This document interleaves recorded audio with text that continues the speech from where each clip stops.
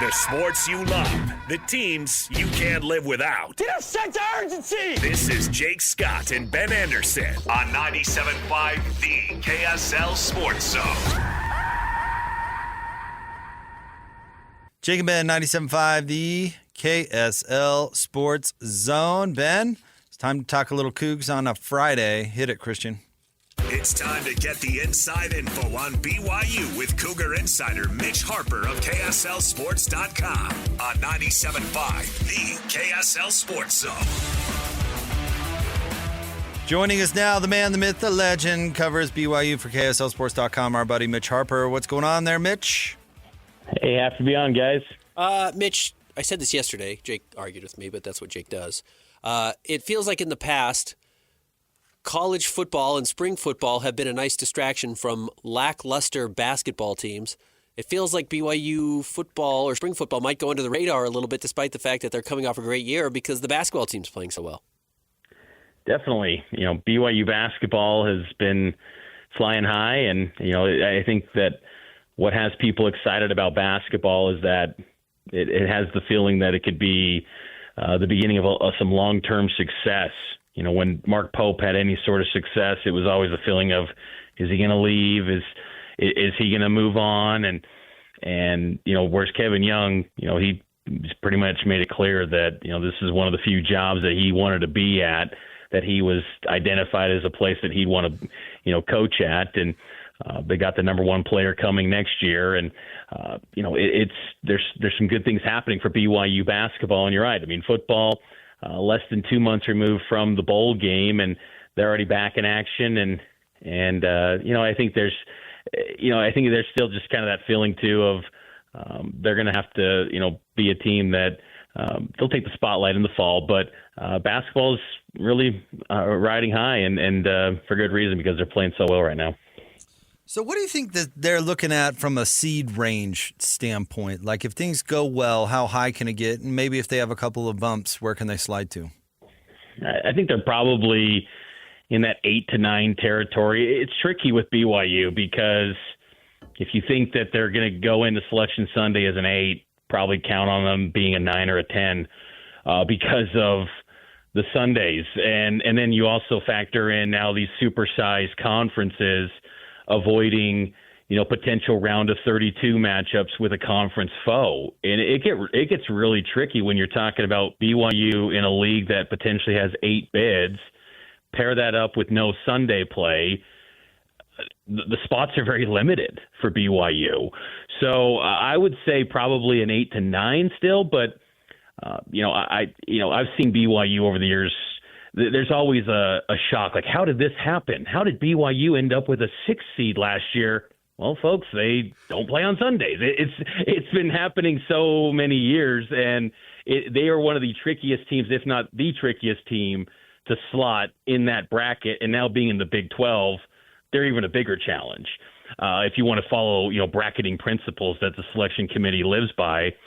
So, it'll be interesting. If they can continue to, pile up these wins and close out this season, if they can, extend this win streak in the regular season, that includes a trip to Iowa State, they could maybe get as high maybe as a 7 or a 6, I would think. But I still think right now that 8 to 9 territory is where you probably think BYU is going to be to this point. Realistically, what does the Big 12 tournament look like for BYU? What's best case scenario? What's most likely? And, what that weekend might look like? If they can, get that 4 seed, that's still in the cards for BYU. They're tied with Iowa State for that 4th seed. And if they get that, they have a bye, 2 byes until the quarterfinal round. And then they would only need to play 3 games to potentially win a Big 12 tournament title. So the 4 seed would probably be the best case scenario and a spot where if they could get that, that would be a huge luxury to maybe have a chance to make a run in Kansas City. How about that win in Arizona? I mean, that's a statement win as BYU has made in a while. I guess you could look back at Kansas last year, but what does that do for them? What does that say about them? Well, I think the biggest thing is that it was a game where you took Arizona's best effort and the high level, shot making, the offenses on both ends, and BYU thrived in that space. And, I've watched many BYU basketball teams over the years get into a, energized environment and a team's playing at its best, a really good team. And, BYU maybe folds late. And BYU looked just as talented, just as athletic, the high level shot making. I think that's what kind of comes away is so impressive about that performance beyond just simply the win and winning in McKell Center and Tucson, those sort of things. But, back and forth, they took Arizona's best shot offensively and still came out on top. I've seen many BYU games over the years where they pull off a big upset, and maybe that team that was, the odds-on favorite just played well below what you typically grow, used to that team playing at. And that was not the case. And in BYU with Kevin Young, you're seeing a high-level operation that, honestly, what BYU's doing, you got to imagine a lot of college programs around the country are going to be looking at, hey, what can we do to become BYU? BYU is becoming a little bit of a trendsetter in college basketball. And with the way that they're operating, the NBA influence that Kevin Young has, his background, he's settling in. And this coaching staff's getting real comfortable with their personnel, their groupings, and it's a pretty impressive product. And I think that they're playing some of their best basketball at the right time, and that was a huge win and a signature win for Kevin Young in his first year. Mitch, I'm always really skeptical of copycat approaches to building teams. And I guess let me ask you this about BYU. Because BYU is so unique, traditionally trying to do anything to copycat how they have won would be a bad idea. This is such a zig to BYU's traditional zag of how they've built this program. Do you think it's replicable by other teams? Because I actually do have my doubts about that. I think that it could be replicated because but I think the only way that it couldn't is because, Kevin Young was someone that was really intrigued by BYU, and he's obviously a member of the church, and it was a place that he wanted to be at. And so in that sense, that's hard to find, NBA assistants that, want to be at a place. But if you could find that person and they've got, long, connections and background in basketball, I mean, maybe it could work. Kevin Young's unique because not only does he have the NBA experience, he's also got so many connections at the grassroots level of basketball where, he can get, intel on a player and get recommendations. Like they found Mihailo Boskovic last September. That was Kevin Young and his connections. They identified Boskovic and then swooped in and got him, right as the semester started in the fall.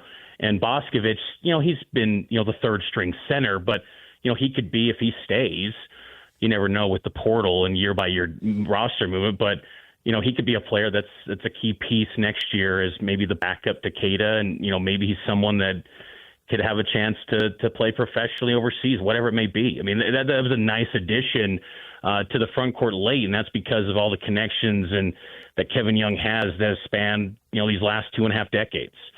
He started from the ground up and really worked his way up the ladder to become one of the top assistants in the NBA. And now I think he's emerging as one of the best coaches in the Big 12, which is annually going to be one of the best leagues in college basketball. So it's a good starting point for Kevin Young. But, yeah, it'll be hard to replicate for other places. But I think that allure of how I think people are just blown away by the fact that BYU getting a number one recruit, selling the NBA at BYU. Well, why can't a place in the Big Ten or the SEC that's got more resources, why can't they replicate that? But you're right. I mean, there is a little bit of nuance to BYU that makes them unique. Switching to football, Mitch, spring football, where Ben and I disagreed, was I often find spring football quite boring. Yeah. And it's even more boring when you're bringing back a lot of players, right? Because there's not – those big questions in spring ball where you can see things filter out. So with that in mind, what are kind of the major storylines you've got your eye on? Well, I think that, how they're handling expectations. And, Kalani's program has, done a really good job in this decade. BYU's 10th in wins in college football since 2020. They've won 70% of their games. It's not like last year was the only season that they won at a high level. But it was the first time, obviously, in the Big 12. So the preseason and going into the preseason media poll, I got to think BYU is going to probably be in that top 4 of the Big 12 media poll this summer down in Frisco. So, I mean, how they handle expectations will be interesting this year. And, the quarterback spot is going to be a big focal point. What growth does Jake Retzloff make? I don't think you're going to see much, if at all, in spring ball. But, what's behind him with McKay Hillstead and Trayson Bourget, who becomes a clear-cut number 2 guy at that quarterback spot? That's going to be an intriguing storyline. And then some of the position battles defensively, cornerback position. I put out a way too early, projected starting lineup in January at cornerback because, that was an area where how do you replace Jacob Robinson? How do you replace Mark Collins? Jonathan Cabella is a player that he was a freshman last year, played as the backup nickel for Jacob Robinson, but, got some significant opportunities in games last year that kind of went under the radar. But yesterday he's with the first team defense at nickel, and he's paired up with Maury Bamba and Trey Alexander. That cornerback position is going to be an area where they need to establish some stars, but I think they've got some potential, and I think Jonathan Cabella is going to be a really big name to watch. He's kind of in that Eddie Heckard type role. He's got all the potential, I think, to be a really good one for BYU in the secondary, and then seeing some of the new guys with the transfers from Utah, Carson Ryan and Keanu Tanavasa. Carson Ryan, Kalani said yesterday, he's going to have a big-time impact on BYU's offense. BYU wants to have, more of pass-catching, tight ends this season. Last couple of years, it's been primarily blocking. Carson Ryan's going to be a factor. He's going to be their number 1 tight end, I would imagine, this season. And then Keanu Tanavasa's one of the leaders of the defense. Adding him was massive for BYU because the interior, they got solid guys, but they didn't have a star when you're trying to replace John Nelson and Blake Mangelson, and those are big losses. And Tanavasa just steps in. It feels a little bit like plug and play because there's so much crossover between the 2 defensive schemes at Utah and BYU. Different vernaculars, of course, and he's going to have to learn that. But all indications would say that Tanavasa is going to be a real star for BYU, and he was, of course, with the first team defensive line yesterday during the team portion. Mitch, thank you. Appreciate you and your fine work. We'll be following for spring football and, of course, basketball news. So we appreciate you. You bet. Take care. Thanks, Mitch. There you go, Mitch Harper. Do you think BYU's approach in basketball is easily replicable by other teams around the country? Some. But not all, no. I think you could fall into a trap of, it would be a mistake to think that BYU is a small school. It's not, because we know the cultural fan base is enormous. So it has a following, not, let's say Notre Dame, but, similar to these kind of nationwide fan bases. If you're Vanderbilt, I don't think you can say, what did BYU do with their basketball team? Maybe we can do that and we'll land Cam Boozer. I know he's going to Duke. But, I actually think that's a much trickier proposal if that's what you're trying to sell. And you could have a lot of people sink a lot of money and do exactly that. The money is gone, and it doesn't end up in long-term success. I actually think Vanderbilt is a bad example for the point you're trying to make, which Okay, I do agree with the point you're trying to make. But Vanderbilt might be actually a candidate to be like BYU. South Florida, then. Whatever. You know what I mean? Yeah, I'm throwing out a random team. No, I'm going to keep an eye on this public school, private school thing. I'm really interested in that. Because these private schools seem to have just endless amounts of dough. And BYU, you articulate their particular position, I think, quite well. I think you're right. But, I mean, schools like USC, who's been doing this forever, yeah. These public schools. Oregon's a public school, but they've got that connection to the world's biggest sports company. Right. So maybe, it's not quite public, but these private schools that have alumni that are just made of dough. I mean, Duke. And seem to have some autonomy as far as what they're being held accountable to. Nobody's really criticizing how the money is spent because nobody knows how the money is spent. I think that public outcry that can be had for why, even if it's private money being spent on a public university, faces a different backlash than a team that we have no idea what the financials look like. I honestly think BYU could have been really good for decades if they were willing to cheat. I think this is an example of that BYU really didn't cheat. Yeah. All those years. Because I think the dough was there, and the lazy solution to a non-existent problem has actually really benefited BYU. Yeah. I brought this up with Mitch weeks ago, but like their issues were keeping the fans that were desperate to be extremely close at bay. Yeah. Not finding them. It was telling them to stop buying Legoland stuff, dude. Right. Knock it off. We're not going on trips. Yeah. Right. Their issue wasn't, their issue was keeping that money out of it. Right. How many teams? And now that money can be in it. How many teams can host a cruise? Right. You know what I mean? Right. Not a lot. So. And now you can welcome them all in. When there was an even playing field before, because there were actually rules, it was a little bit different. And I think that's the problem. I think if you look at BYU as not being one of these major programs as far as support goes, you're foolish. So if you think you can be, again, a South Florida or whoever, and just say like, well, if we get an NBA assistant and we get some money going and he worked with players, that's going to solve our problems. We're going to turn into BYU. I think that's hard to replicate. I do too. I don't think Utah can replicate it. I don't think Utah not. State can replicate it. No, definitely not. No. I don't think there are a lot of schools out there. Interestingly enough, if Stanford's fans actually cared about sports, Stanford might be able to. But Stanford could blow everybody out of the water. But their alumni don't care about sports. Yeah, right. And their problem is finding people that care, not keeping those people at bay. Where BYU had the opposite issue. So no, I don't think you can replicate it. But you know what? I think that's part of what's great about college sports. And it gets back to our good job, good coach discussion that we always have. Each job is really unique. You have to find a formula that works. It's why I think Witt is actually really smart for staying at Utah. His formula works at Utah. And may not have at Tennessee. Right. And maybe something similar can work other places. I think what Gary Anderson initially did at Utah State was pretty similar to what Kyle Whittingham does at Utah. But I bet you would ask Gary, and he had to change things probably significantly just because things at Utah State are different from things at Utah. Right. To your point where Utah and Utah State can't replicate what BYU does on the basketball court, Utah State can't replicate what Utah does, and vice versa. Right.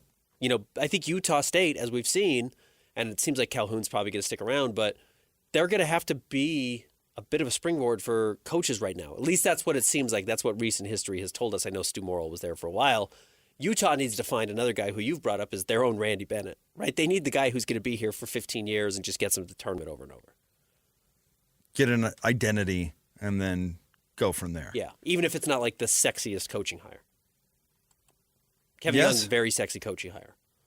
Out of the blue, though, which is weird. Not your traditional sexy coaching hire. Yeah. Nobody, present company included, thought that was really... I mean, I guess he interviewed for the job the last time it was open, so maybe we should have seen it coming more. He's always been in circles. Right. But BYU's always had names in circles. I mean, Andy Reid still pops up in circles for BYU coaching when it comes to football. It's like, yeah, but he's never taking it. Right. So... All right, we're doing a cool thing, the Jazz keyword. It's time to reveal our Utah Jazz contest bonus keyword. We're giving away tons of tickets to Sunday's Jazz Pelicans game. To win, you need to go to KSLSports.com and look for the Win Jazz Tickets tab. When you get there, make sure you have this keyword and you get 97 extra entries, like 97.5, get it? Are you ready for it? All right, here it comes. The keyword, Ben, brace yourself. Dunk. That's D-U-N-K. Enter that keyword in the contest form, and you'll get 97 extra entries. Enter now, KSLSports.com. Do that now and look for the Win Jazz Tickets tile, and then enter that keyword, dunk. D-U-N-K. Dunk. Like Dunkin' Donuts.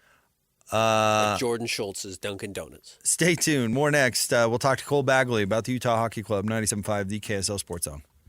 Hey, bro. You hear us every day with our crazy opinions. Hey, what are you doing? Well, now It's time to hear from you. Hey, great show. Download the KSL Sports app and fire off your thoughts with the call-in tab on the bottom of your screen. Your show is fantastic. It's the one that captivates me the most. You can tell PK to stop singing. Cheap bangs! Cheap bangs! Let Jake and Ben know what you really think of the Jazz. Woo!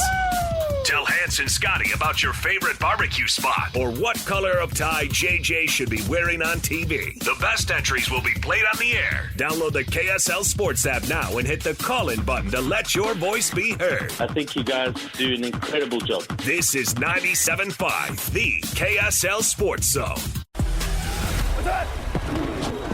Whether it's the Jazz, Utes, Cougars, or Aggies, these guys have got you covered. Time to eat, fellas. You're locked on to Jake Scott and Ben Anderson. 1, 2, 3, move it. On 97.5, the KSL Sports Zone.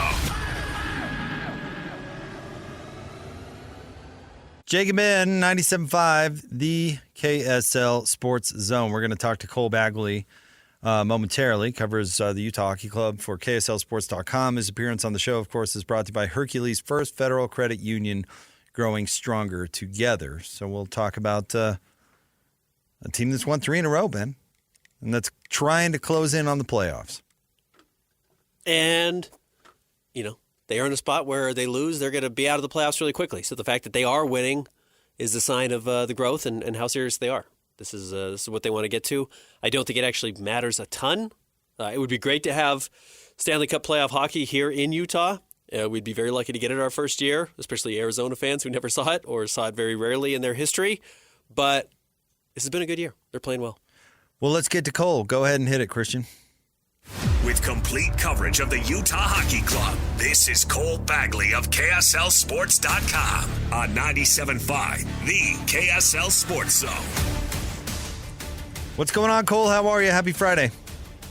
I'm good. How are you guys doing? We're doing well. It's fun that at the point in the season where the Utah Hockey Club has to win games, that's exactly what they're doing. It feels like they're playing their best hockey of the season. Am I wrong? Oh, you're spot on. This team is peaking when they need to. At the most important time of the year, and it speaks volumes to how good this team is when they're completely healthy. Which I understand is a rarity, especially in the NHL. But the fact that this team has won 3 games in a row, 4 straight at home, and they're picking up points at a critical time when a lot of teams around them are picking up points as well, and a few of the teams ahead of them are actually, dropping in the standings.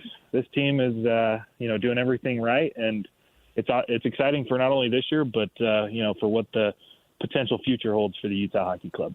So is it simply they've got their guys healthy and playing, or is there something specific that has contributed? I think it's 2 things.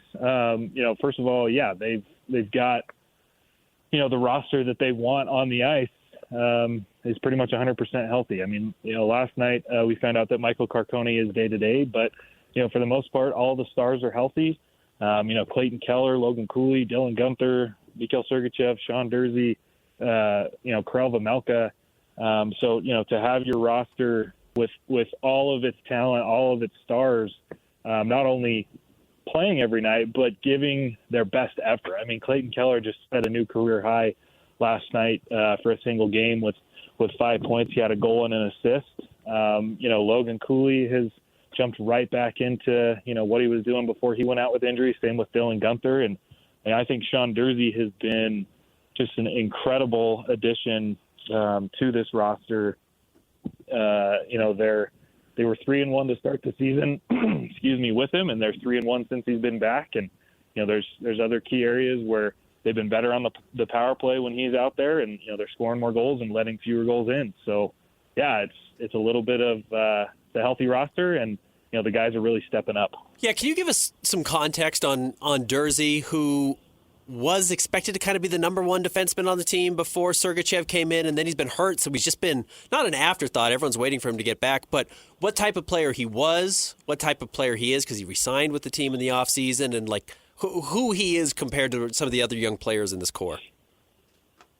Yeah, I mean, I think Dursey is more so known for his offense, and I think a big part of that is, his numbers kind of speak volumes. And if you ask any guy on the team, Jersey's a guy that guys like Keller and Cooley and Schmaltz and Gunther, they want to play with. They want him out on the ice at the same time they are, because he's so gifted offensively. He gets the forwards the puck in dangerous areas. He can obviously shoot. I mean, he scored his first goal last night, and it was an absolute snipe from distance. But then he's very good defensively as well. He's a really smart player. There's a couple instances last night where just kind of that high hockey IQ was on full display. There was a few plays where, he's backing off in situations where if he would have, kind of applied some pressure and bit, he could have gotten beaten himself, and it's a 2-on-1 or a breakaway the other direction. One that comes to mind was a puck was coming out to the point on the offensive zone, but there's a little too much pace on it. And instead of trying to stop the puck with a Minnesota forward right there, he decided to back off and let it go so that there wasn't some sort of, odd man rush, and, the puck went down and Vejmelka stopped it behind the net. So Jersey is, as advertised. Something else I really like about him is he just plays with just he gives everything.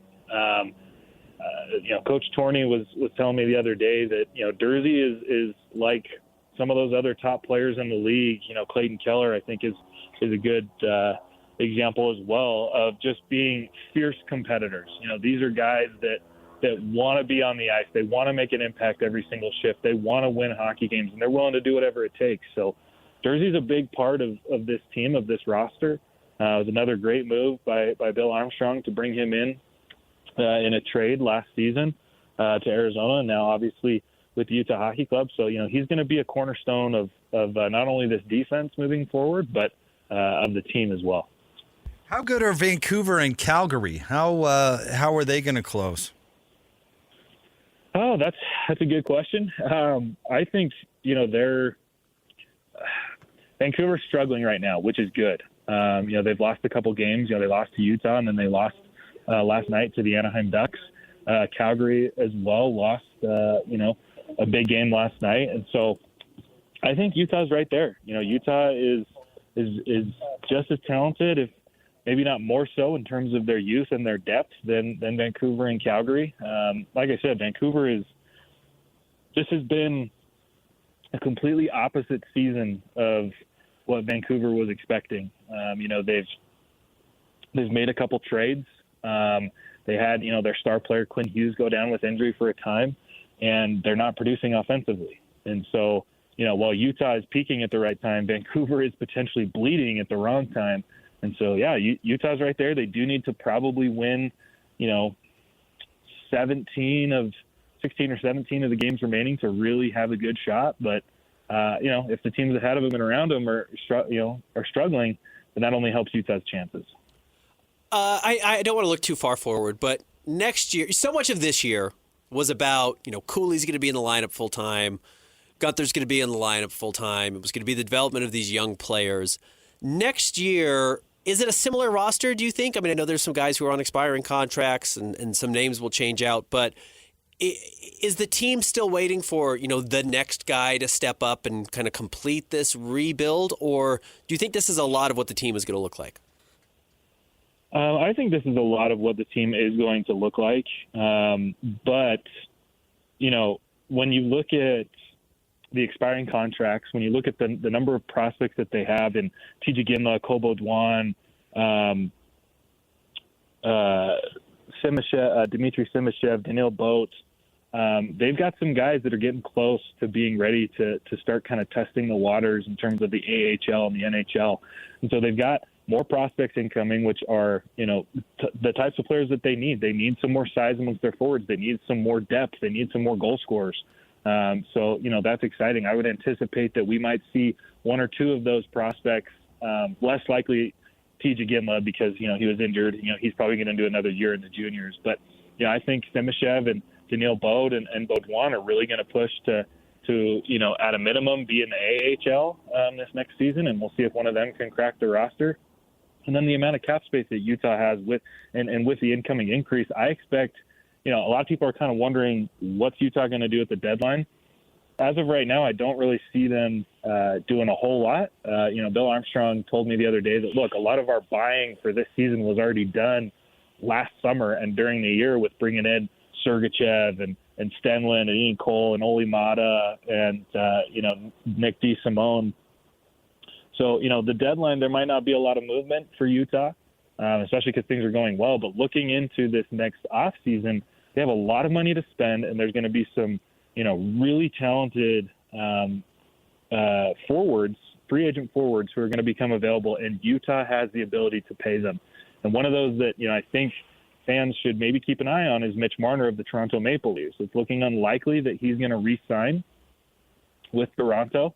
And, there's been some rumors among some of the top NHL insiders in the league saying, hey, Utah is probably going to take a swing at Marner or Mikko Rantanen if he becomes available in the offseason. So there is a lot of excitement. This team is very, very good the way that they are. You can see, the potential and the beauty of the construction in terms of the roster. But, I think Bill Armstrong is just getting started. Does a first-round draft pick have a lot of value in a trade? Maybe not as much as in the NBA. It just depends. I mean, when you look at this last year's draft, it wasn't. There was about 2 or 3 guys that were really ready to play in the NHL from day one. And for the most part, I'm talking about Macklin Celebrini, the first overall pick, who, has played for the San Jose Sharks from day one and proven that he's an NHL talent. Last year it was, Connor Bedard, the same deal. But, you get to picks 5, 6, and 7, which Utah had number 6 when they selected TJ Gimla. These guys are about 2 or 3 years out from playing in the NHL, whereas in the NBA, most of the first-round picks are coming in right away, as you know, Ben. So, there's definitely value to it. I don't know that it's as valued as a first-round pick in the NBA, but, yeah, certainly. Cole, thank you very much. We appreciate it. All right. Thank you, guys. See you, buddy. That's Cole Bagley, covers the Utah Hockey Club for KSLSports.com, and he jumps on with us on Fridays. I know it.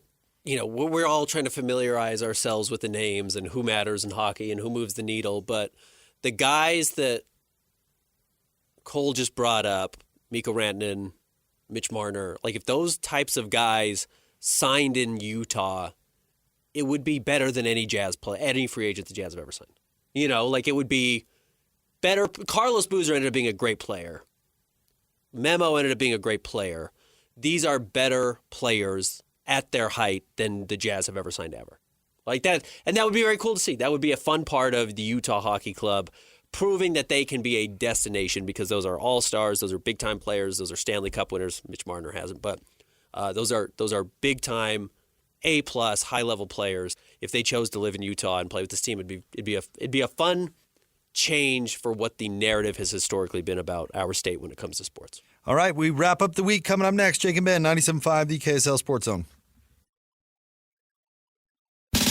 This is DJ and PK. Joined once again by Jeff Johnson, former University of Utah basketball player. How much would you like to see one of Utah's own get the job? I'd love to see it. They've tried everything else. Now it's time to try somebody with Utah ties that remembers the passion that can be in that stadium when they're good, and I'd be all for it and support it and help them as much as I can. I'm very dialed into the high school scene. I get text messages from college coaches all the time, and I would love to be able to have a former Ute that's associated with the program to be able to help sell that to these high school kids. I think at this point they have to try something that can get more fan interest and have some memories from the past that would flood in there as fans see those former coaches and former players helping.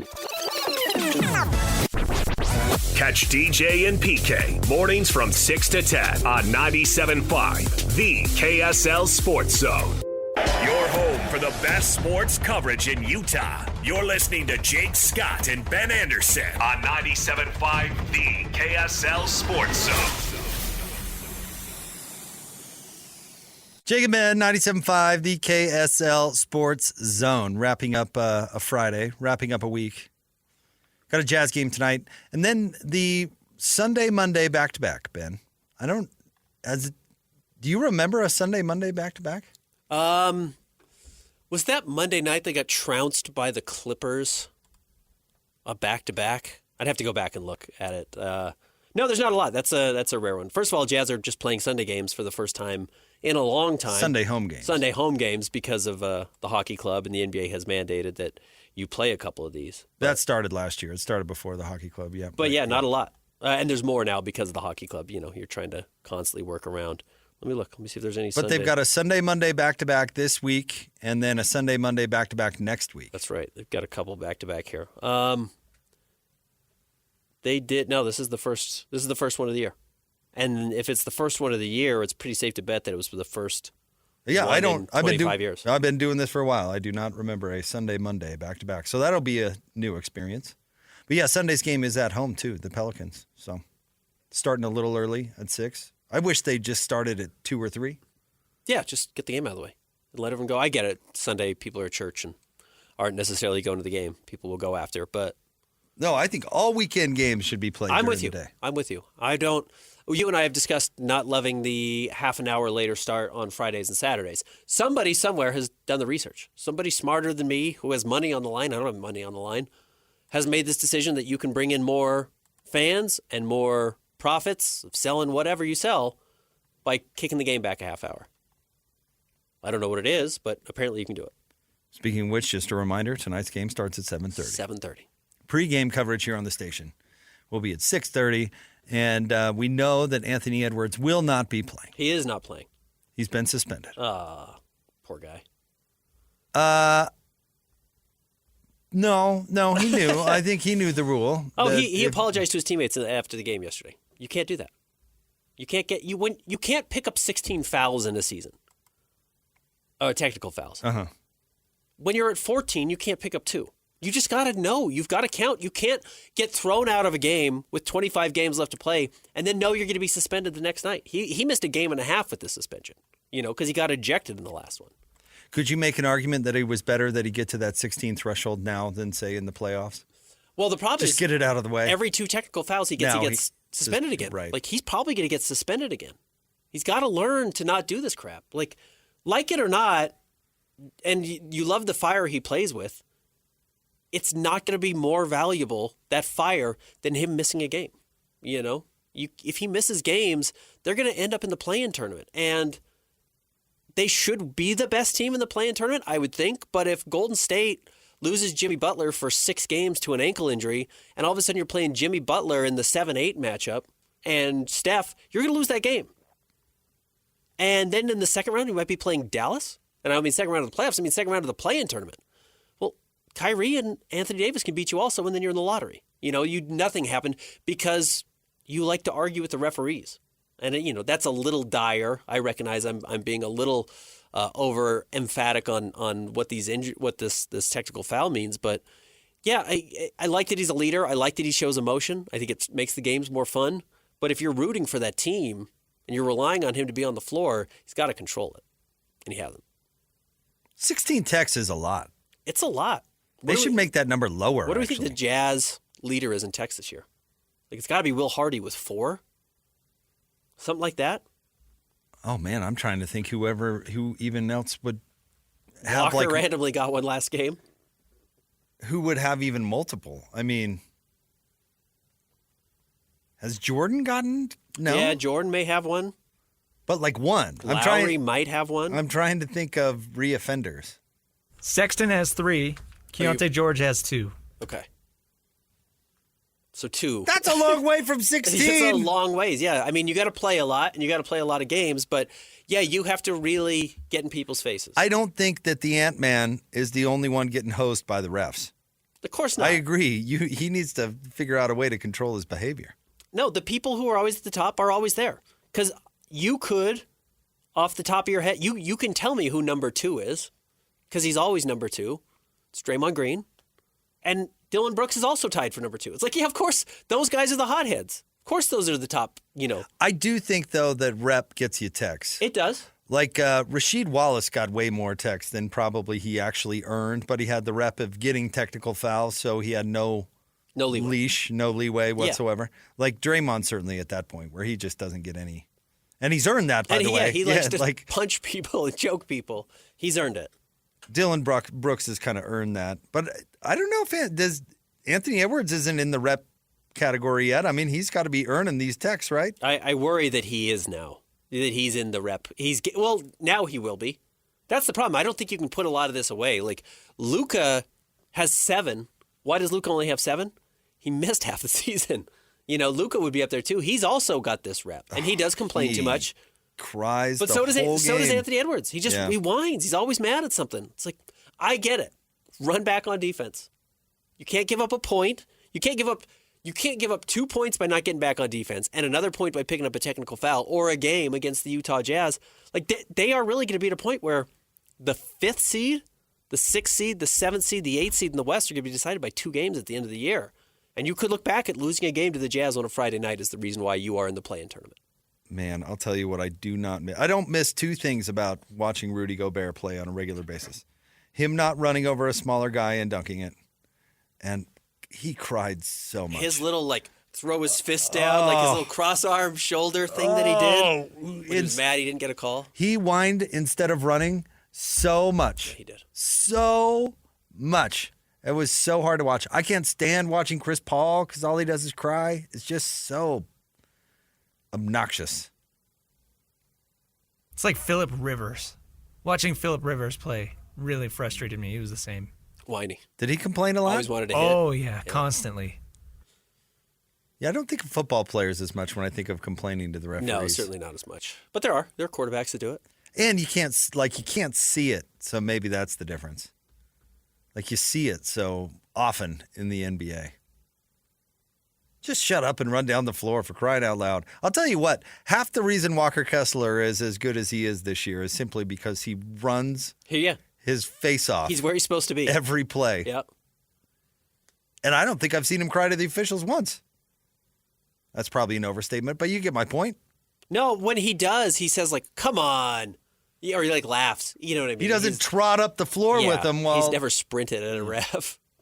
Joe Ingles style. Remember when Joe Ingles assaulted the ref in that